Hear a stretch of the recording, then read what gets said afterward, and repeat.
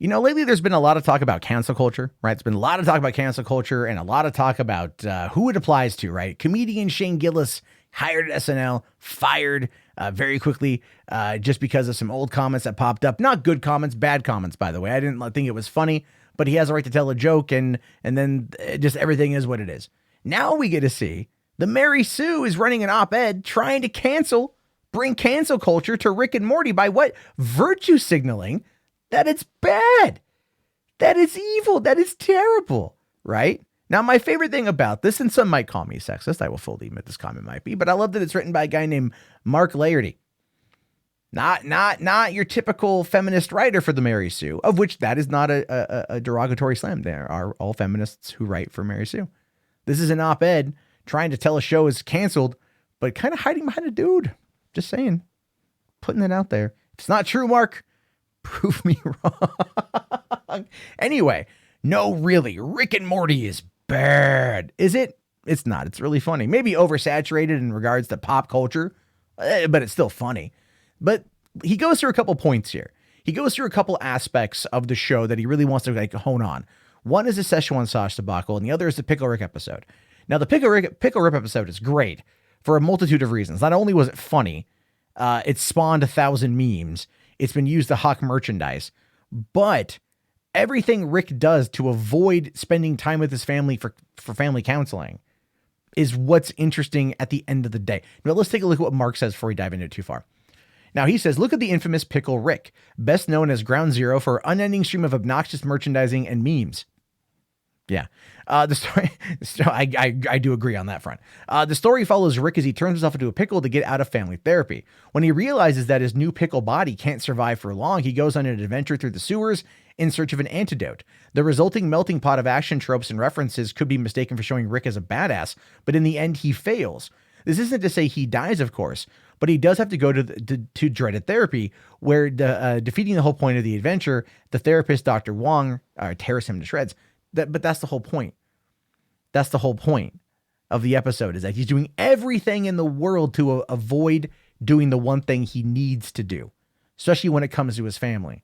And he goes in there and he tries to be all just like snarky and like apathetic and just Rick kind of going like whatever, the nihilistic nature of Rick. And he does get torn to shreds. And it's a very poignant monologue or bit by Dr. Wong. That's what she says here. She says, I have no doubt that you'd be bored senseless by therapy, the same way I'm bored when I brush my teeth and wipe my ass. Because the thing about repairing, maintaining, and cleaning is it's not an adventure. There's no way to do it so wrong you might die. It's just work. And at the bottom line is people are okay with going to work, and some people would rather die. Each of us gets to choose. And what she's saying there, and then what was being reflected to the audience here, is that you're not meant to root for Rick. You were never meant to root for Rick. Rick is the bad guy in the show, but he's funny. So people kind of tend to overlook it or go along with it because of the zany antics. But at the end of the day, Rick is a horrible grandfather, a horrible son, a horrible role model, and a horrible person. And that's the point, right? But of course, trying to say that the show is bad because it's showing you that its main character, one of its main characters, is utterly vile, vicious, terrible. That doesn't mean that the show is bad. It's telling you not to root for this guy. But of course, not everyone's going to see it that way, which is fair. But, you know, Mark here is really just like, again, trying to bring cancel culture and using this as an idea. But he goes on to say, the point being made here, a point that is well worn in conversations about the show by now, is that the show knows that you, the audience, shouldn't want to like Rick. It shows Rick as a pathetic, miserable person, led into despair by his own crummy, screwed up value system. Okay, again, that opening point is good, but let's go on. But is the show any good at doing that? Most of the time, it's only concerned with two things: how sad Rick is and how funny he is. It's only rarely fleeting serious about the pain that Rick inflicts on his family. Usually, Morty's suffering is played for laughs. The pilot ends with Morty having a seizure, while Rick stands over his writhing body shouting a nonsensical monologue, laced with gags and fourth wall breaks. The season 3 premiere, The Rick Shake Redemption, ends with a mirror scene, where Rick, having broken up Morty's parents' marriage, declares that himself the de facto patriarch of your family and your universe. Never mind the fact that there's an episode where they literally kill another Rick and another Morty, and they bury them in the backyard. This show plays with these kind of tropes constantly, while showing you that Rick is a bad guy. It does it in a way that kind of makes you go, huh, okay. But what I think Mark here wants is, I think Mark wants a direct nail on the head. That's what he wants. He wants it to explain it in layman's terms, because he doesn't think the audience is intelligent enough to get it. Now, that is a thing. There are a lot of people out there that argue that Rick and Morty viewers are just not smart. And Mark here is clearly one of them. The show does a fine enough job of showing you that Rick is the bad guy. That his nihilistic, self-destructive nature is not something worth replicating. And that is, of course, the point of the show. People get it, but they choose to also enjoy the comedy around it. There is a message there that oftentimes Justin Roiland and Dan Harmon do mix in. Sometimes it's self-aggrandizing. Sometimes it's self-important. Sometimes it's just like, really, okay, like you think you're smarter than you are. And that there are moments of that. But there are also moments of true poignancy and true elements along those lines. Mark doesn't care about that. He just wants the show gone because in his mind it's terrible at conveying a message that he clearly, I don't know, hasn't given enough thought to figure out yet. And then he goes on to the next point here. The Shawshank, or the Szechuan sauce. Now, this is interesting because of the whole context surrounding the Szechuan sauce, which he does talk about, but at the same time, I think he just kind of overlooks it. Now, it says here, this, of course, is a cursed Szechuan sauce scene, the unlikely consequences of which did huge damage to the show's reputation. It didn't. During his speech, Rick says that his only goal in life is to once again have the Szechuan sauce that McDonald's made as part of its promotional tie-in for Mulan. Seeing this, McDonald's decided to knot together some legally distinct variations of some of the show's jokes and characters and bring back the sauce for a limited run. They did. And it was a massive, colossal F-up. It was a massive mistake, a colossal mistake. Everyone who paid attention to that knows it, because it was at the time, really, it looked bad for some members of the Rick and Morty fan base. But also McDonald's hyped it up and then failed to deliver. And that is kind of on them. Let's not like, remove McDonald's here from any kind of responsibility from what happened. All right. They decided to play it up. They wanted to capitalize on it. And then they dropped the ball. And as a result, they weren't expecting what happened. Anyway, now it says, unfortunately, on that fateful day, each McDonald's location had been sent around a dozen sauce packets. This was wildly insufficient for the crowds that showed up, which in some cases reached the hundreds. Some Rick and Morty fans reacted by verbally abusing McDonald's employees. This incident, like the likes of which could only occur in the darkest timeline, really community. Oh yeah, you're bringing up community Stan Harmon, all without, I think, really mentioning Harmon in the piece at all. Is now one of the main things associated with the show amongst the extremely online.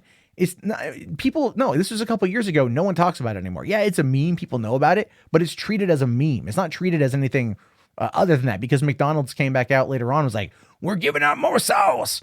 And that kind of like deflated the controversy, because they came back and went, oh, our bad. Now he says, now this is unfortunate. Whatever else might be said about the show and its creators, this incident must be understood as one of the biggest corporations in the world plagiarizing their cartoon and bombing their reputation for them. They didn't, though. Explain to me how they did. Explain to me how McDonald's bombed the reputation of Rick and Morty when Adult Swim came back and offered them 7 more seasons, 70 episodes. 70 episodes. They gave them 70. I'm going to keep repeating that. 70 episodes. At least 7 more seasons. How exactly did they bomb their reputation by giving them 7 more years of employment? I know. Oh my God, those monsters. Like, are you kidding me with this? Are you legitimately just kidding me?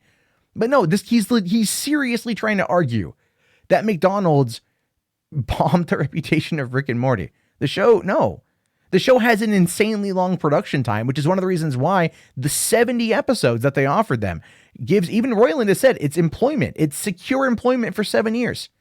And they have the ability to work on a lot of content and to get it out there, to get it done and keep it on a schedule. Like that, if the reputation was bad, they wouldn't do that.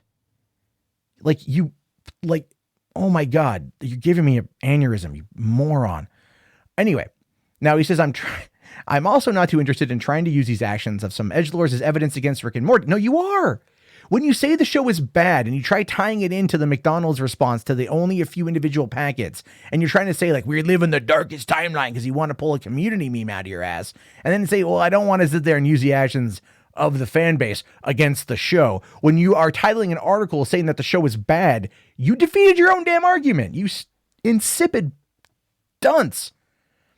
Anyway, if we can separate art from the artist, then we can clearly separate art from the 20-something dude who watched the show, only half paid attention and missed the point. You know what? It's funny because that is this entire article.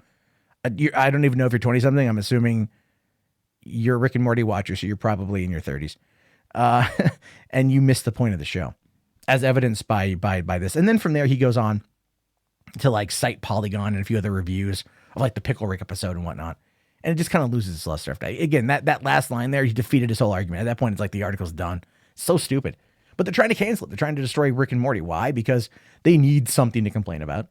And this is how the Mary Sue operates. But it's one of the stupidest op-eds. Remember, the Mary Sue is also posted the op-ed from Brianna Wu and that one woman about how Samus Aran is trans and it's canon. And then when it was picked apart, when it was utterly destroyed by the fan base on the internet, and everyone was like, you're dumb, Brianna Wu threw the other writer under the bus and was like, well, it was her idea. And Mary Sue like, that's what they did. So they dumb. But trying to look, you can like or not like Rick and Morty. That's totally fine. I don't care. I think the show is pretty funny. I laugh at it. I'm looking forward to what they're coming up with next. I also take it for what exactly it is. I look at it as a surface level comedy show. It tries to be a little bit deep. It tries to be a little bit poignant. Sometimes it hits its mark. Sometimes it fails miserably, but the show is evolving. The creators are evolving. The audience is evolving, and eventually they're going to get there. But they've hit the mark pretty well in season 3, discussing some of the things that they discussed. And I think some of the conversations they want to have are in line with the things that need to be talked about. Very similar to how like the Boondocks did very similar to that stuff in some of the ways that it was viewing society through the lens of Huey and everything else. And so, yeah, I'm not saying the show's like a cultural revolution or anything else, but it's trying to say something at some points, and it still is trying to do the rest of the time, be entertaining. And of course, apparently the Mary Sue just can't figure that out, or just won't figure that out, or just fundamentally stupid enough to not even try to figure it out. And here I am complaining about them, complaining about the show, which just makes me feel like an absolute moron. Because that guy's a moron. I'm a moron for many other reasons, but that dude's a moron for trying to cancel Rick and Morty. Anyway, your thoughts, your opinions, let me know down in the comments below. I will talk to you guys later. Have yourself a fantastic day. If you like the video, toss it a thumbs up. If you dislike the video, toss it a thumbs down. Either way, tell me why. Subscribe if you want. Cool if you don't. Have a good one, guys, and peace out.